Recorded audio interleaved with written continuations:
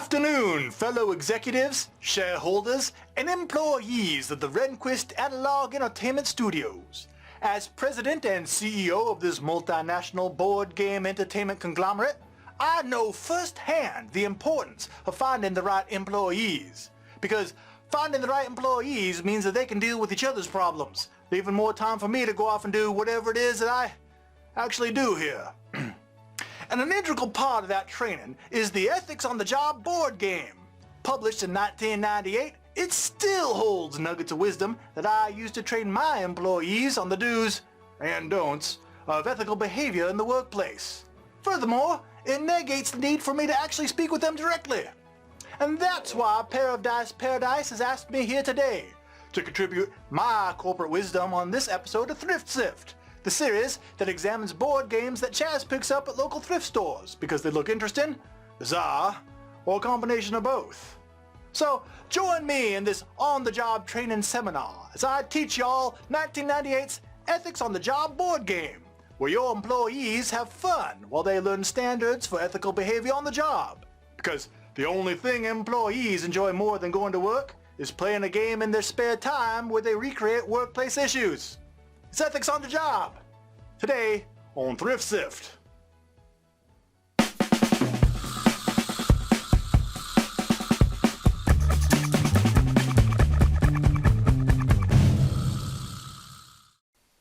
Now, y'all may not realize this, but company presidents like me have to make many difficult decisions every single day. No, I'm just kidding. That's why we have HR departments. But some of the most difficult duties that someone that I've hired to hire someone in HR has are disciplining non-executive level employees who have acted unethically. In Ethics on the Job, each player takes on the role of the president of his or her own company and earns money by handling a series of moral dilemmas wisely. Yeah, that's right. Demonstrating the importance of ethics to your employees by offering them monetary rewards is an excellent idea. Because you know what they say, the love of money is the root of all kinds of ethical behavior.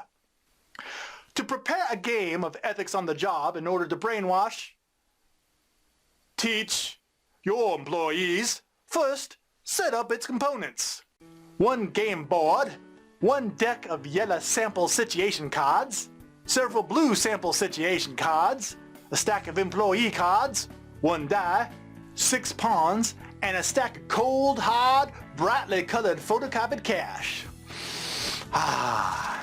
Each of your pawns, employees, should choose a pawn and place them on the start space. Players should now choose a player to be the banker, who will pass out $3,000 to each player. And as in real life, the banker absolutely should not manipulate the rules of the game to receive any extra money, bonuses, or dividends in any way that would leave a paper trail. Because that would be unethical. Next, several employee cards are dealt to each player. Each one represents a fictitious employee that works for you at your company at the start of the game. Players should place their own employee cards in front of them, with the names facing up. This is your staff of underlings. Put the rest of the employee cards in the game board space marked expendable, unemployed, with the names facing down. The employees in the unemployed pile are not working for any of the players.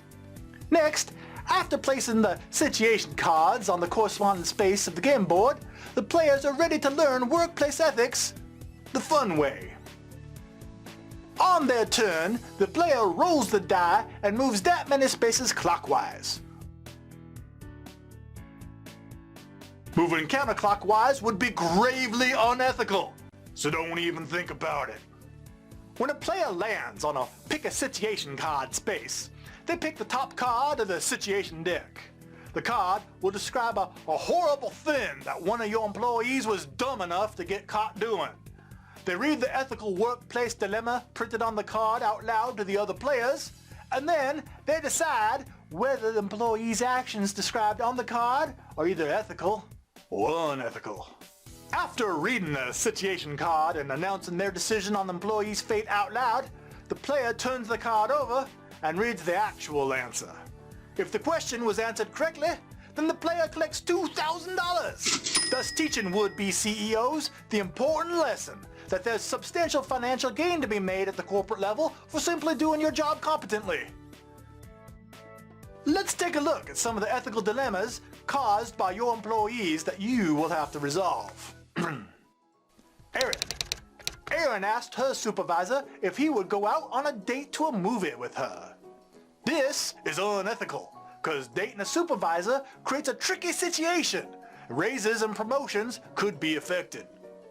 Next up, Meg. Meg is a supervisor. She asked Edward, an employee in her department, out on a date. Oh, this is also unethical, because it's wrong to date people who work for you. Stan. During a lunch break, Stan invited Wendy, a co-worker, to come over to his apartment after work. Well, this is ethical, because there's nothing wrong with socializing with co-workers. As we can infer from these three examples, the takeaway lesson here on inter-office relationships appears to be to make sure that you are male and just don't call it a date. Problem solved.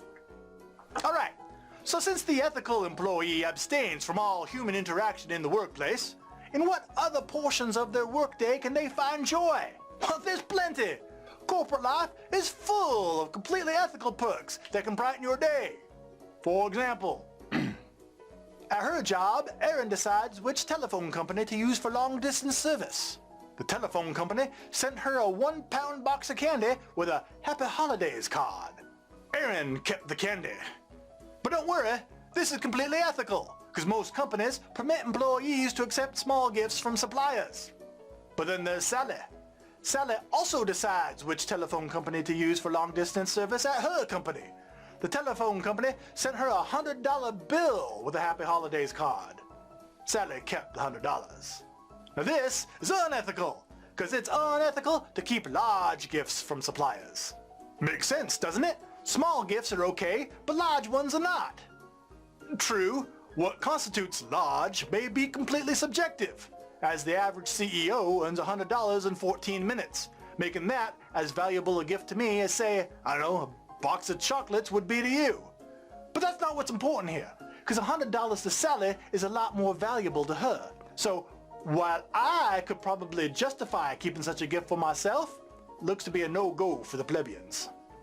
As for what defines what makes a gift small versus large, neither I nor the game are going to tell you.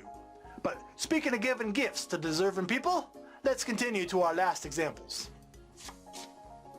Garrett tries to make friends out of his supervisors by suggesting they go out to ball games, out to lunch, and things like that. Well, don't worry, Garrett. That's completely ethical. It is okay to try and make friends with your supervisor. And Eileen. Eileen is a really good writer. Her supervisor asked her if she would help her with a paper that she was doing at night school. Eileen agreed to help her. This is also completely ethical, Eileen, because it's okay to do a supervisor a personal favor such as this, so long as nothing is offered or expected in return. Just do the favor for free. Then there's Stan. Stan sent Meg, his boss, some flowers on her birthday. Don't worry, Stan, this is completely ethical, because it's okay to send your boss an inexpensive present. So remember, my employees, it's completely ethical to make friends with, do personal favors for, and shower inexpensive gifts upon your supervisor. Oh, and remember what we just learned about the relative value due to our differences in salaries. What's expensive to you, I would probably consider to be inexpensive, so feel free to go nuts. If the character from the card was employed by a player, then that employer makes a decision regarding whether to punish the employee for their alleged unethical behavior and what punishment to give. The card will list several options from which the employer can choose, which will vary depending on the severity of the unethical behavior. Reprimanding options will include overlooking the offense, issuing a final warning, termination, and prison. Yes, prison! Because employers in this game are given the authority to completely bypass due process and send their problem employees directly to prison. Maybe next time you'll think twice about letting that box of paper clips follow you home, boy. If the employer overlooks the offense, then it means that the employee is probably their nephew. If the employee receives a final warning, then place that employee's card on the corresponding final warning space on the board. If the employee is fired, then the player puts that employee's card on the bottom of the unemployed pile.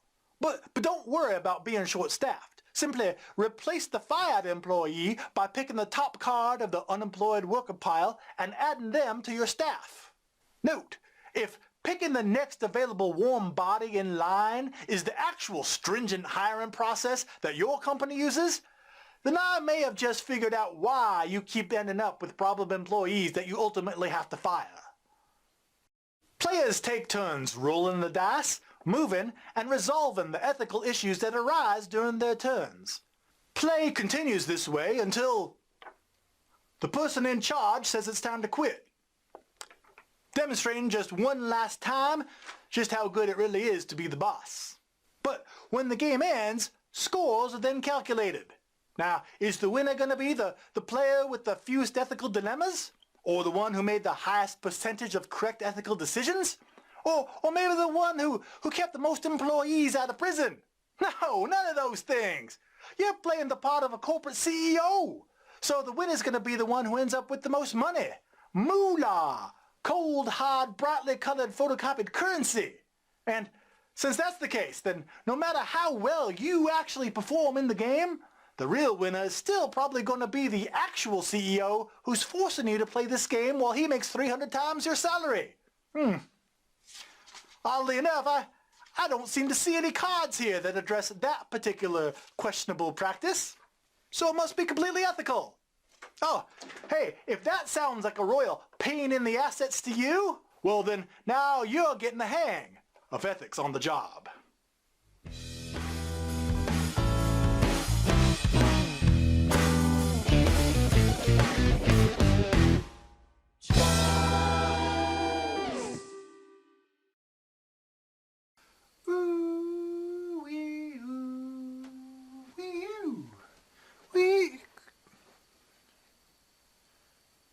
Someone been using my studio?